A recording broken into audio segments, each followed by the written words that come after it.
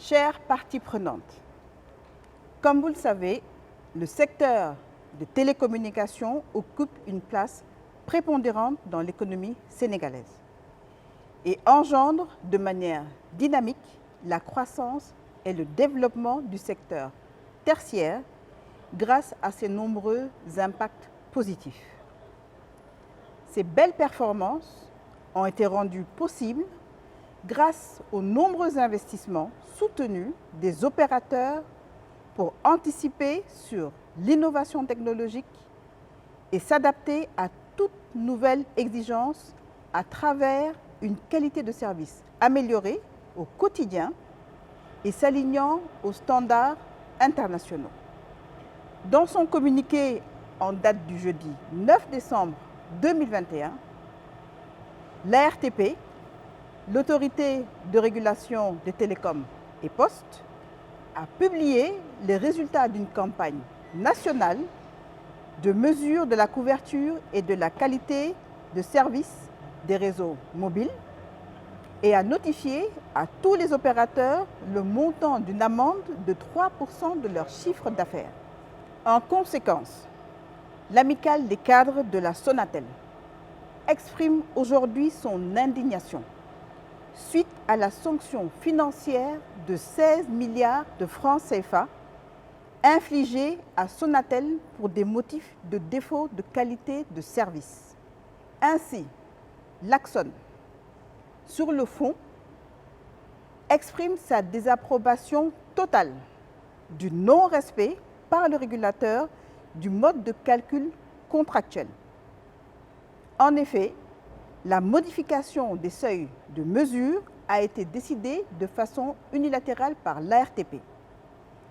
Sur la forme, nous nous étonnons du recours à l'expertise non sénégalaise, à l'image de l'affaire Global Voice, alors que le Sénégal regorge de compétences et d'experts reconnus sur le plan international et national dans ce domaine des télécommunications pour effectuer ce type de mission. L'Axone rejette également les résultats du rapport et rappelle que Sonatel effectue au quotidien, dans le cadre de sa politique d'autocontrôle pour l'amélioration continue de son réseau, 10 fois plus de mesures que l'ARTP au profit des populations sur l'ensemble du territoire national. L'Axone rappelle une fois de plus à l'opinion nationale et internationale qu'il est de notoriété publique que Sonatel a toujours mis en priorité l'atteinte de ses objectifs de qualité de service conformément à son cahier des charges dont la dernière version date de 2016.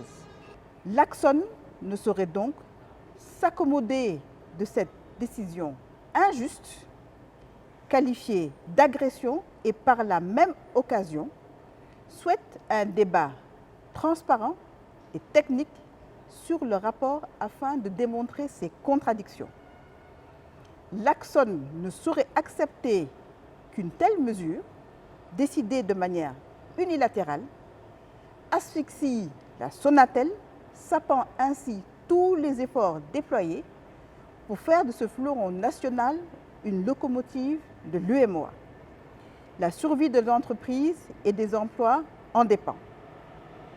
L'Axone s'engage à la sauvegarde des intérêts du Sénégal, de l'économie nationale et de Sonatel, ainsi que la défense des valeurs basées sur l'éthique et la bonne gouvernance.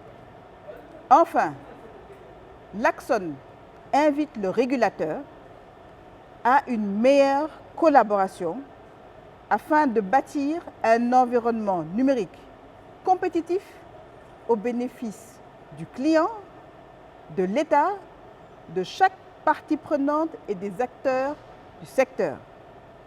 Également, à davantage valoriser l'expertise nationale et participer dignement au rayonnement de notre cher Sénégal. Nous vous remercions pour votre attention.